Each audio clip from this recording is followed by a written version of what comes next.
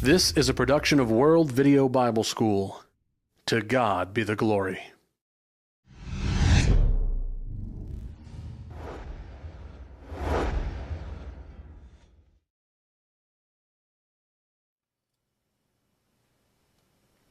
For many people, the Christmas season is their most favorite time of the year. They love the music and the traveling and being with relatives. They love the aromas and the decorations and the singing and the Christmas dinner. Kids love being out of school and opening presents. And it's a time filled with emotion. And for many people, it's, like the song says, the most wonderful time of the year. But for other people, it's a difficult time of the year. It's a time that they feel particularly lonely. You know, for those who have lost loved ones, it's a really hard time because it's a time they're used to being together, and they remember Christmases from years gone by, and it makes it particularly hard for them. But for New Testament Christians, it can be a very confusing time because they see signs that say Jesus is the reason for the season, but they know they can't find that in their Bibles. And they see plays talking about the birth of Christ, and they're not sure what's appropriate and what's not. And they want to enjoy the holiday, but they don't want to do anything that's not right. And so it can be very disconcerting. Today we're going to deal with some of these issues. I want to talk about some misconceptions about Christmas. We're going to discuss three of them. First, misconceptions about the birth of Christ. Second, misconceptions about the meaning of Christmas. And then third, misconceptions about the celebration of Christmas. All right, first, let's talk about some misconceptions about the birth of Jesus. Now, there are actually a lot of these. Some of these you're probably familiar with, and perhaps some of these you're not. But the story of Jesus' birth is usually told something like this. It's about 2,000 years ago on the evening of December 25th, and Mary rides into Bethlehem on a donkey, urgently needing to deliver her baby. But although it's an emergency, all the innkeepers turn them away, and so they deliver the baby Jesus in a stable. Then the angels sing to the shepherds, and afterwards 3 kings arrive on 3 camels, and they worship the quiet, peaceful newborn baby. You know, the only problem with this story is it's almost entirely wrong. You see, the story of the birth of Jesus has been told and retold so many times in plays and poetry and books and movies that people have a very distorted view of the true events. Now, of course, the only accurate account of what happened is found in the Bible. And so we want to examine some of the misconceptions and see what the Bible actually has to say. And some of these details are important, others are not so important, but the point that I want us to get is that all too often what people believe is based not on what the Bible actually says, but on what they have always been told. And so to clarify what the Bible actually says, what we need to do is look at the Bible. If you have a Bible and you'd like to follow along, go to Luke chapter 2. All right, here is the first misconception about the birth of Jesus. Number one, the story says that Mary rode into Bethlehem on a donkey. Well, here's what the Bible actually says. Luke chapter 2 and verse 3. Let's read it. So all went to be registered, everyone to his own city. Joseph also went up from Galilee, out of the city of Nazareth, into Judea, to the city of David, which is called Bethlehem, because he was of the house and lineage of David, to be registered with Mary, his betrothed wife, who was with child. Now, that's all it says. I didn't read anything about a donkey. Now, it's possible that she rode on a donkey, but the Bible doesn't say that. It could have been a camel. There are various possibilities of what it could be, but it's interesting what the Bible actually says and what people think the Bible says. And sometimes, if people would take the time to look, they'd be quite surprised. Number two, let's look at another. Was Jesus born the same night that Mary arrived in Bethlehem? Again, the Bible doesn't say that. This is part of the story that's traditionally told, but in reality, they might have arrived weeks earlier. The Bible simply says in Luke chapter 2 and verse 6, "So it was that while they were there, the days were completed for her to be delivered." That's all the Bible says, which doesn't mesh well with the traditional story. Here's a third one, number 3. Is it really the case that a hotel keeper, an innkeeper, told Mary and Joseph that there was no room for them in the inn? Well, the truth is, the Bible doesn't even mention an innkeeper. Now, I know that almost all denominational Christmas plays include one, but it's not in the Bible. In fact, it's more likely that Mary and Joseph would have stayed with relatives, not in some sort of hotel or Bible Times motel. Now, you might be thinking, well, doesn't Luke chapter 2 and verse 7 say that there was no room for them in the inn? Yes, it does, and we're going to say some more about that in a minute in the next point. Number 4, was Jesus born in a stable? Friends, would you be surprised to learn the Bible does not say that? You might say, well, then where do people get that idea? Here's what the Bible actually says, and this is the only verse in the Bible that addresses this subject. Luke chapter 2 and verse 7, "And she brought forth her firstborn son, and wrapped him in swaddling clothes, and laid him in a manger, because there was no room for them in the inn." The Bible doesn't mention a stable. It simply says that they laid him in a manger because there was no room for them in the inn. Now, the word in the original language that's translated as inn is the word kataluma. The word means a guest chamber. It can mean a lodging place or an inn. And many translators have chosen to translate it as inn. And so we have a certain picture that is painted in our minds. But this same Greek word appears 2 other times in the Bible, once in Mark 14:14 and once in Luke 22 and verse 11. But in both of those times, it is translated as guest room.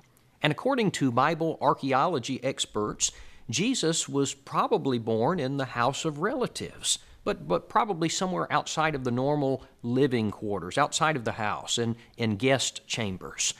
The Bible in basic English says there was no room for them in the house. Young's literal translation says there was not for them a place in the guest chamber. And so what tradition has told us simply doesn't match what the Bible actually says. Well, here's number 5. And again, this is not a big deal, but it goes to show how people perpetuate myths about the Bible. The song, "Away in the Manger," the song says, "The baby awakes, but little Lord Jesus, no crying he makes." Now, I don't know what to say about that, except the Bible doesn't say it. It's a pretty song, but the baby might have been screaming at the top of his lungs. We simply don't know. It's just something that we've inserted into the story. Here's number 6. Did 3 kings riding camels actually come to the birthplace of Jesus? Well, in actuality, the Bible doesn't say that any kings or camels came to visit the baby Jesus at the time of his birth. It does say that wise men came, but first it doesn't say that there were 3 of them. We don't know how many. And secondly, the word for wise men in the original language is plural. So we know that there were at least 2, but that's all that we know. There's even tradition that gives the names of the wise men, but that's totally without biblical evidence. Well, here we are, number 7.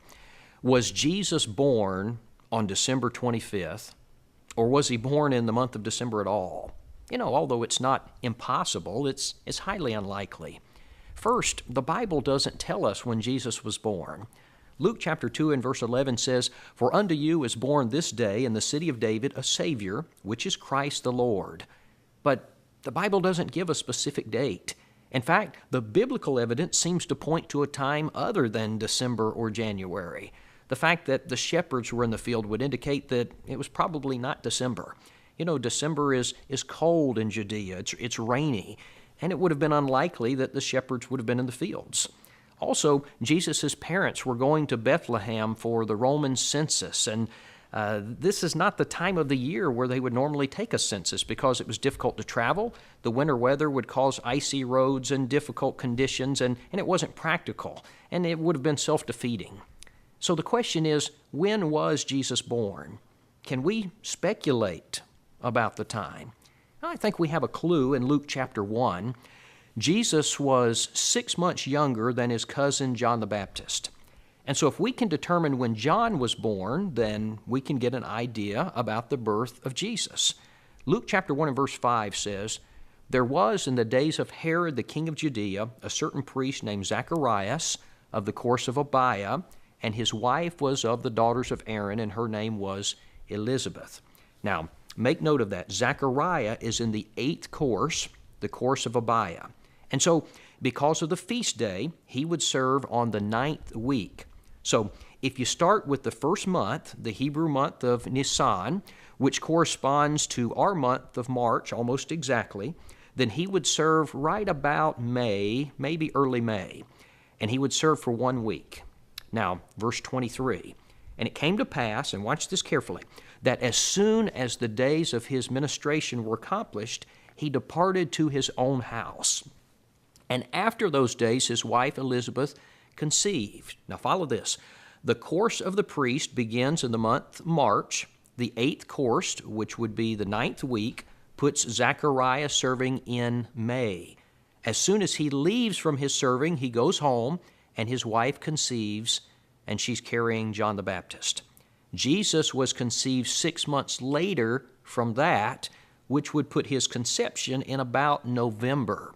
And then Mary, his mother, carries the Christ child for 9 months. Now that would put his birth sometime around the month of August, and would explain, by the way, why the shepherds were out in the field caring for their sheep. It was still warm weather. In fact, I read in one source that it said a probable time for travel, the more commonly accepted time for travel, would be late September, the time of the annual Feast of Tabernacles. And so the indicators would say that it's more likely that Jesus was born in September or maybe August, not December or January.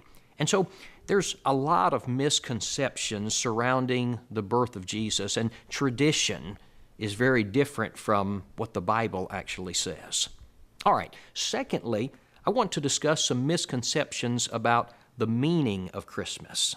Now, of course, one of the greatest misconceptions about Christmas is that it is a holy day. And for some people, it's one of 2 days in the year when they will actually set foot in a church building. But the Bible doesn't attach any religious significance whatsoever to Christmas. I saw a sign on a denominational church building near my house that said, Joseph and Mary received the first Christmas present. But you know, the fact is, Joseph and Mary had never heard of Christmas. The word Christmas doesn't appear anywhere in the Bible, and the concept did not arise until a long time after the Bible had been completed. If you look back at history, what you find is that before Jesus came to this earth, there were people who were practicing midwinter festivals. And the Mesopotamians, for example, had a 12-day celebration in which they gave gifts to one another, and they had feasting, and friends would get together. And it had a connection to their pagan gods. And these feasts and celebrations would honor these pagan gods. Compton's Encyclopedia goes on to say that other nationalities also did this. The Romans did it, the Egyptians did it, the Chinese did it, and this was before the birth of Christ. So what happens then is in 325 AD, about the time of Emperor Constantine, the groups that would eventually become the Eastern Orthodox Church and the Roman Catholic Church, they put their heads together and they said there are all these pagan festivals going on at this time of the year, and we need something to compete with it so that our people aren't drawn into these festivals. And so we need to make an alternative for Christians. And so they came up with Christmas. It had nothing to do with the actual birthday of Jesus. It had to do with creating a holiday to give another outlet instead of these pagan festivities. It was not a holy day, and it did not come from God. Now, a second misconception about the meaning of Christmas is that it's a time when Jesus Christ is re-sacrificed in the observance of the Lord's Supper. Now, the word Christmas actually comes from two words, Christ and Mass. And of course, the term refers to the gathering or the Mass of the Catholic Church. It is the Christ Mass. It is a special Mass whereby Jesus Christ is re-sacrificed in the observance of the Lord's Supper. Now, this particular Mass is performed in commemoration of the birth of Christ. But the Bible never tells us that Christ is re-sacrificed. In fact, Hebrews 9:28 says he died once. He was sacrificed only once. There is no more sacrifice for sins, Hebrews 10:26. And in the Bible, we are told to celebrate not the birth of Jesus, but rather the death of Jesus. And we're to do this every first day of the week, Acts 20 and verse 7, and we do it by the partaking of the Lord's Supper. Well, thirdly, we want to discuss some misconceptions about the celebration of Christmas. Now, there are several of these we want to go through. Number one, it is sinful to celebrate Christmas. Now, we've already established that Christmas is not the birth of Jesus. We've already established that the Bible doesn't tell us to celebrate that day. It's not a day of religious observance. But the question is there anything wrong with getting together with family and exchanging gifts? Certainly there's not. Is there anything wrong with putting lights on your house or singing Frosty the Snowman? No, there's nothing wrong with that. You see, though Christmas had a religious origin and some people celebrate it that way, many of the traditions associated with Christmas have nothing to do with the birth of Jesus. Why do we hang stockings over the chimney? Why do we have mistletoe or Yule logs or Rudolph the Red-Nosed Reindeer? You see, these things aren't religious, and I'm not perpetuating a religious error by participating in them. Now, I'm not going to put a nativity scene in my yard or put a Star of Bethlehem on top of my tree, but to celebrate the secular traditions of Christmas, that doesn't violate any Christian principles. Well, number two, here's a second misconception. Some people have argued that Christmas is of Catholic origin and that using the word and celebrating it in any sense is therefore wrong because it perpetuates that error. But I would object to this for at least two reasons. First, the word itself no longer refers to a specific Catholic Mass. It now refers to a holiday that's celebrated all over the world, both by Catholics and non-Catholics, both by believers in God and even by atheists. And so the word has taken on a different meaning, and it's inconsistent to reject a holiday based on the origin of the word. You know, if we did that, we couldn't use the word Sunday because it comes from the sacred day of the sun. We could not use the word Thursday because it refers to the day of the war god Thor. And we could say the same thing about other days and about the names of our months as well. But for us, Thursday's not the day we honor Thor, the war god. It's the fifth day of the week. And we could say the same thing about Christmas. To us, Christmas is not a Mass for Christ. It's a day for joy and gladness and warmth when friends and loved ones take an occasion to meet and mingle and exchange gifts and good wishes, and they relax in a season of happiness and goodwill. Well, a third misconception about the celebration of Christmas, some people will say it is sinful to put up a Christmas tree, and they will even say that the Bible specifically says so.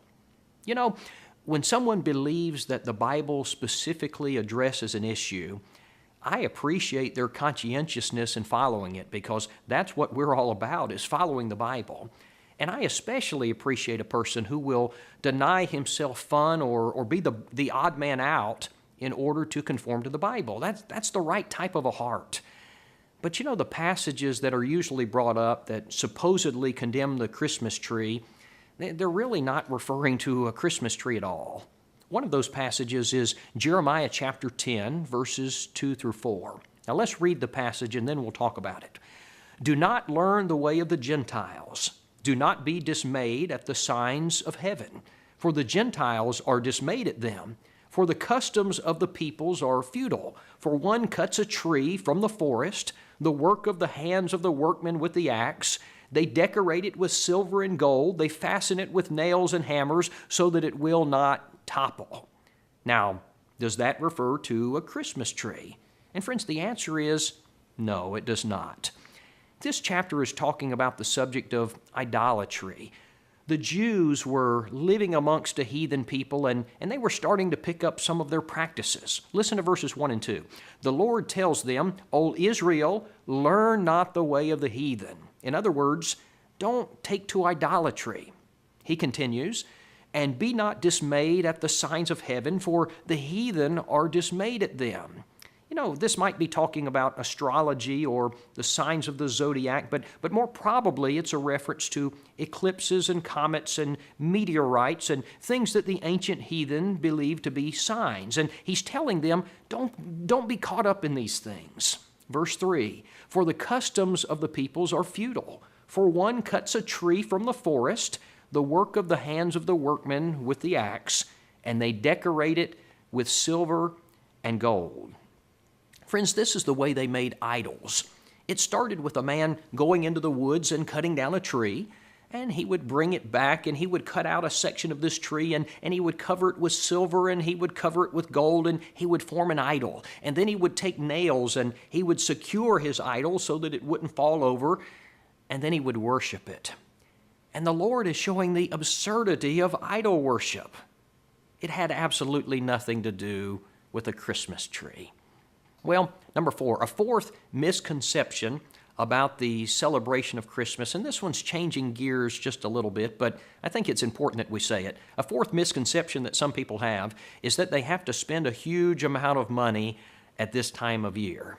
Now, some people become very irresponsible, and they'll buy things they can't afford, and they'll run up credit card bills that really mess them up for the rest of the year.